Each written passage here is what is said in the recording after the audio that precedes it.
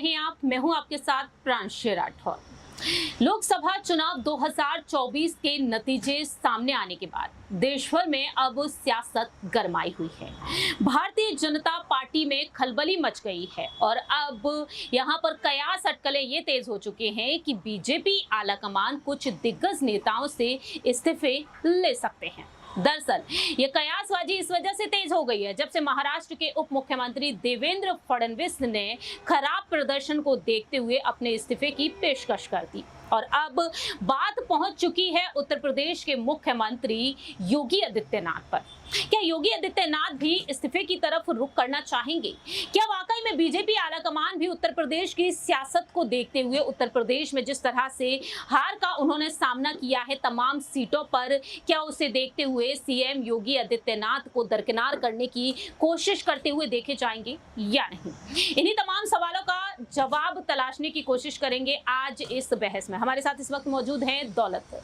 जैसा कि आप जानते ही हैं कि यूपी हो चाहे महाराष्ट्र हो चाहे राजस्थान हो, कुछ ऐसे राज्य हैं जहां पर बीजेपी कुछ सीटों पर बढ़ोतरी नहीं बल्कि यहां पर देखा गया है कि घटता हुआ क्रम नजर आया है।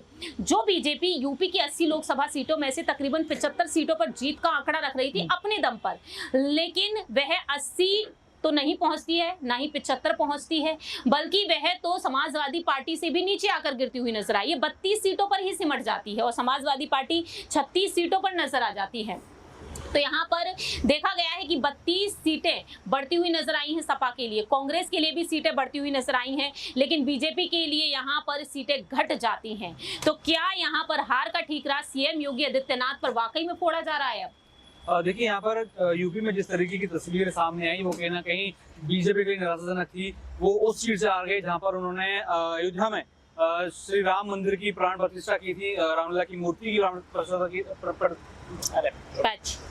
प्राण प्रतिष्ठा मत बोल, ठीक है, जहाँ उन्होंने रामलला की प्राण प्रतिष्ठा की थी। तो कहीं ना कहीं वहां से भी उनको बड़ा झटका जो है लगता हुआ नजर आया और यहाँ पे कहीं ना कहीं योगी आदित्यनाथ जो कि बुलडोजर बाबा के नाम से जाने जाते हैं कि उनका इंसाफ तुरंत बुलडोजर से हो जाता है और जो छवि उनकी बाकी नेताओं और जनता के बीच बनी हुई है, कहीं ना कहीं उस छवि पे बड़ा डेंट पड़ता हुआ नजर आया कि वो अपना राज्य ही जो है लोकसभा में नहीं बचा पाए और आधे से भी कम सीटें जो थी, जो 19-14 में आंकड़ा था उससे भी कम सीटें यहाँ पर आई। तो कहीं ना कहीं ये सोचने वाली बात है। भले ही 14 में यहाँ पर योगी के हाथ में सत्ता नहीं थी उस समय यूपी की, लेकिन 17 के बाद से जो यहाँ पर चीजें बनी, जो 22 में जब वो दोबारा मुख्यमंत्री चुने गए तो कहीं ना कहीं चीजें अब उनके हाथ में थी। वो पूरी तरीके से यूपी को कंट्रोल करते नजर आते और जब भी प्रधानमंत्री यूपी जाते हैं तो वो योगी की तारीफ करते हैं। लेकिन इस बार कहीं ना कहीं हार का सारा फटीकरा उनके ऊपर फोड़ा जा रहा है क्योंकि बीजेपी ने यहाँ पर जमीनी मुद्दों पर जो है चीजें नहीं डाली। यहाँ पर आपने देखा होगा कि अखिलेश और राहुल गांधी ने जमीनी मुद्दों पर चीजें डाली।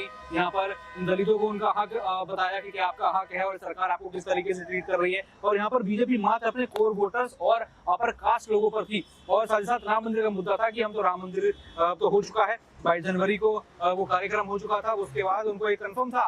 और इसी कार्यक्रम के बाद आपने देखा कि किस तरीके से प्रधानमंत्री नरेंद्र मोदी ने बोला कि अब की बार 400 पार, पूरा देश कह रहा है कि 400 पार, लेकिन उस देश ने भी कर दिखाया कि यहाँ पर आपके चाहने से कुछ नहीं होता। राम मंदिर शायद ही लोगों को विकास का केंद्र लगे, लेकिन वहां पर आपने देखा होगा कितने लोगों के मकान यहाँ पर टूटे, 200 से दुकानें ज्यादा यहाँ पर तोड़ दी गई, जिनको कहा गया था कि मुआवजा तो देंगे, लेकिन मुआवजा नहीं मिला। और वो मुआवजा वापस मतलब पाने के लिए उन्हें कहीं ना कहीं अधिकारियों को ये बड़ी बड़ी रिश्वत देनी पड़ी। तो ये बड़ा घाटा बीजेपी का। और बीजेपी को ये लगता है रिपोर्ट देखती कि कहीं ना कहीं उनको ये चीज की भनक थी। उनको पता था कि अयोध्या में राम मंदिर जो बनाया वो तो ठीक है, लेकिन यहाँ पर जो राम भक्तों को उन्होंने जो उनका अपमान किया है, राम भक्तों को जो बेघर किया है, वो उनके लिए बड़ी मुसीबत बनने वाली थी। देखिए, राम भक्तों की बात कर ली जाए, अयोध्या नगरी की बात कर ली जाए या फिर यहाँ पर बात कर ली जाए कुछ वोट बैंक के बारे में, हमने देखा कि हिंदू पट्टी इलाकों में भी बीजेपी को वो वोट बैंक नहीं मिला जिस वोट बैंक की उन्हें उम्मीद थी।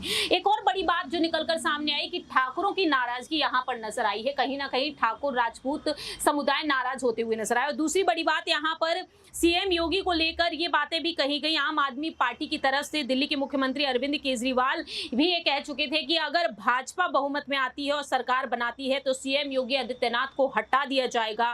भाजपा इन बातों को खारिज करती रही, लेकिन जिस तरह प्रदर्शन रहा यूपी में, उसके बाद से भाजपा में खलबली मच चुकी है। और ऐसे में देखा जा रहा है, सवाल इस वजह से भी उठ रहे हैं कि महाराष्ट्र के जो उप मुख्यमंत्री हैं देवेंद्र फडणवीस, उन्होंने महाराष्ट्र में जो खराब प्रदर्शन देखा बीजेपी का, 8 सीटों पर बीजेपी आ जाती है, 48 सीटों में से 8 सीटें जीतती है और 13 सीट यहां पर उद्धव गुट ले जाता है।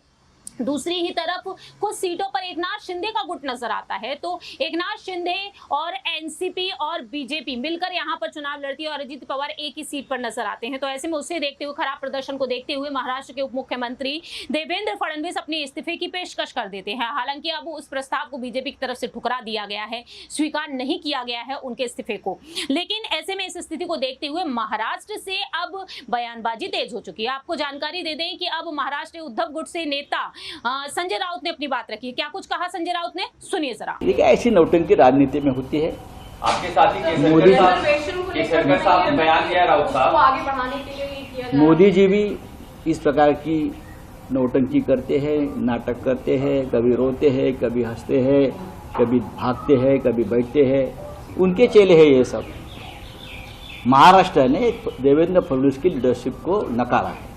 आपने यहाँ तक कह दिया और कि फडणवीस के सहारे। मेरा एक जवाब पूरा हो, और ये बात ऐसी है कि महाराष्ट्र के राजनीति के विलन अगर कोई होंगे तो देवेंद्र फडणवीस है।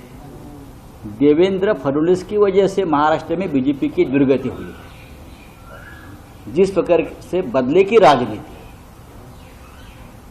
छल कपट की राजनीति इस राज्य में, महाराष्ट्र एक सभ्यता और संस्कार की राजनीति करने वाला राज्य हमेशा रहा, लेकिन उसमें जहर मिलाने का काम अगर किसी ने किया होगा वो देवेंद्र फडणवीस जी ने किया है और उसकी कीमत चुका। संजय राउत ने जिस तरीके से अपनी बात रखी, दौलत संजय राउत का कहना रहता है कि अब कहीं ना कहीं योगी आदित्यनाथ पर दबाव की कोशिश है, कहीं ना कहीं इस्तीफा यहां पर उनका हो सकता है। तो और वहीं दूसरी ही तरफ वह उनकी तारीफ करते हुए भी नजर आते हैं। तो ऐसे में दौलत, आप क्या कुछ कहना चाहेंगे यहाँ पर? क्या वो दबाव यहाँ पर नजर आता है योगी आदित्यनाथ पर इस्तीफे का? देखिए, जो दबाव है योगी आदित्यनाथ के ऊपर वो शायद पार्टी ने किया हो, लेकिन वो यहाँ दबाव लेते हुए कोई नजर नहीं आ रहे। वो अपने राज्य को यहाँ पर चलाना चाहते हैं और फिर दोबारा 27 के चुनावों पर ध्यान दे रहे, क्योंकि अगर वही यहाँ पर कमजोर पड़ेंगे तो कहीं ना कहीं पार्टी कमजोर पड़ेगी। लेकिन आप देखेंगे कि योगी आदित्यनाथ और बीजेपी का इतिहास देखा जाए कभी दुश्मनी का भी रहा है। यहाँ पर वो बीजेपी के खिलाफ चुनाव भी जो है लड़ चुके हैं और यहाँ पर जो बैकिंग है, जो उनको बैक किया जाता है, वो सीधा सीधा यहाँ पर बैक उनको पार्टी की तरफ से नहीं किया जाता, उनको संघ की तरफ से किया जाता है, विश्व हिंदू परिषद की तरफ से उनको बैक किया जाता है। जो उनका कोर वोटर्स है वो कहीं ना कहीं अपने आप को कट्टर हिंदू बताते हैं, वो अपने आप को बुलडोजर बाबा का फैन बताते हैं और वो बीजेपी से थोड़ा अलग यहाँ पर सोचते हैं। आपने देखा होगा कि कई मुख्यमंत्री बीजेपी की सुनते हैं, यहाँ पर जो भी दिल्ली से फरमान आता है वो मानते हैं और अपने राज्य में वो करते हैं। लेकिन योगी आदित्यनाथ ऐसा नहीं करते। जो उनको अच्छा लगा उन्होंने किया, जो जिसके लिए वो बुरा कर रहे हैं या फिर आप कह लीजिए या फिर जिसके खिलाफ एक्शन लेना होता है वो लेते हैं। यहाँ पर बीजेपी जिस तरीके से अपर कास्ट की राजनीति करती है यहाँ पर, लेकिन योगी आदित्यनाथ ने यहाँ विकास दुबे के साथ भी वही सलूक किया, वही चीजें हुई और मुख्तार अंसारी के साथ भी वही चीजें हुई और जो यूपी के लोगों को पसंद भी आई। लेकिन ये जो फैक्टर है यहाँ पर, बीजेपी जो दलित को भूल गए, जो अन्य जातियों को भूल गए, जो समीकरण उन्होंने बड़ा अच्छा 2014 में साधा था वो समीकरण भूल गए और उसकी ही सजा जो यहाँ पर उनको मिलती हुई नजर आई है। और इसमें कोई प्रेशर लेने वाली बात शायद योगी आदित्यनाथ की नहीं होगी। वो तो यहाँ पर तैयारियां कर रहे थे, लेकिन जो बीजेपी का कमान था वो शायद अपनी तैयारियां करना भूल गया था।